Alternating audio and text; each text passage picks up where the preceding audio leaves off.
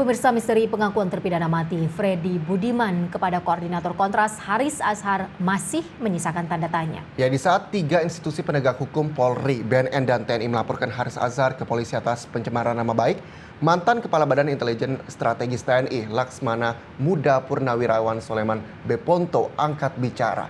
Ada kekuatan besar di balik peredaran narkoba di Indonesia. Dan berikut dialog rekan kami Zaki Hussein dengan Laksmana Muda Purnawirawan Soleman Ponto dalam program Prime Update malam tadi. Menurut Anda, apa yang disampaikan Freddy bahwa ada keterlibatan dari para penegak hukum itu benar atau tidak? Nah, kalau kita bicara situ kita tidak bisa langsung sana, kita harus mundur. Saya harus mundur dulu. Kasus ini sebenarnya berawal dari perintah saya kepada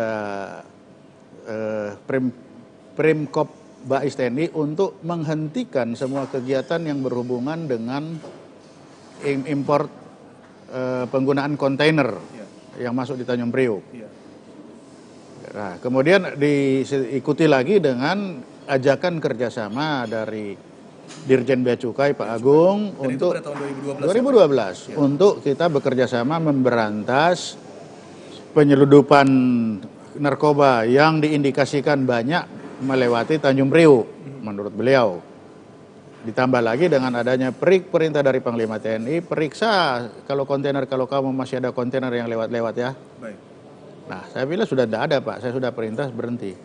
Tapi tiba-tiba ternyata ada yang masuk.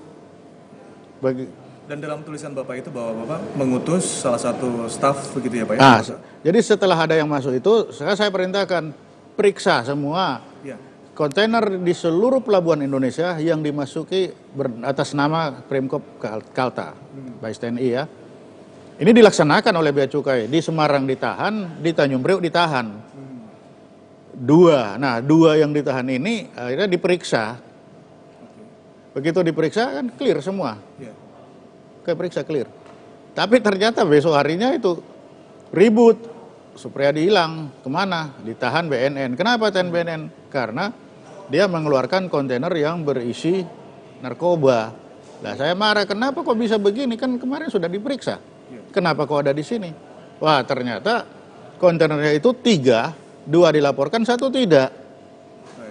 Nah, disinilah saya kecewa. Lah, kemarin kan saya sudah perintahkan, saya sudah bermohon, saya minta supaya ini dibuka semua yang atas nama ini. Kenapa ini tidak?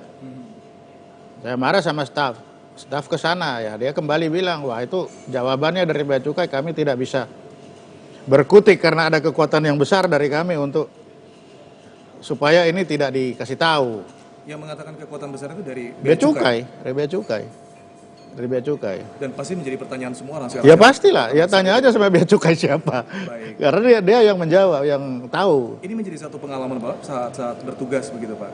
Juga bisa jadi indikasi bahwa memang terjadi sampai sekarang hal yang sama. Ya bisa saja kan. Nah, setelah ada itu kan kontainer ini keluar ya. Nah, begitu keluar sejak saat itu saya sudah lepas tangan, udah keluar kok. Sudah ditangkap, Supriyadi udah ditangkap, ini keluar. Begitu keluar, nah begitu keluar, kan dia diperiksa di jalan itu, barang itu. Berhenti dibuka di jalan. Artinya sejak kontainer ini keluar, akses terhadap kontainer hanya tinggal ke BNN kan, yang menangkap itu.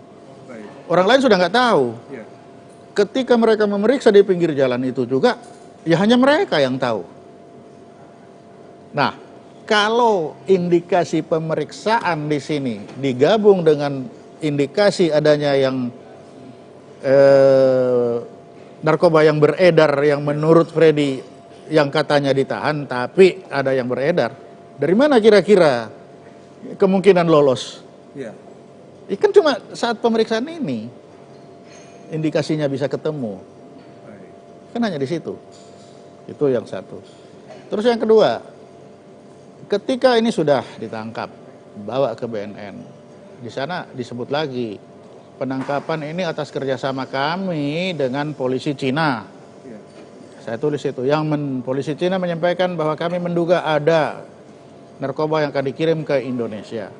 Diikuti lagi dengan kontainernya nomor sekian, kapalnya namanya ini, berangkat dari pelabuhan ini, tanggal sekian. Saya terpesona. Karena bagi saya detail seperti itu rasa-rasanya kok tidak mungkin diketahui oleh orang lain tanpa dikasih tahu oleh pemilik. Kenapa? Itu adalah data yang dimasukkan, ditulis dalam Bill of Lading. Nah, Bill of Lading ini hanya diketahui oleh pemegang pemilik. Tidak bisa diketahui oleh orang lain. Sehingga saat itu ketika disampaikan saya hanya hebat BNN ya. Hebat sekali. Mereka bisa tahu ini bagaimana caranya. Tapi saya tidak bisa bertanya, hanya mengagumi saja. Dengan pengalaman intelijen ada satu pemikiran bahwa ada indikasi memang di dalam BNN ada orang yang terlibat dalam peredaran narkoba ini.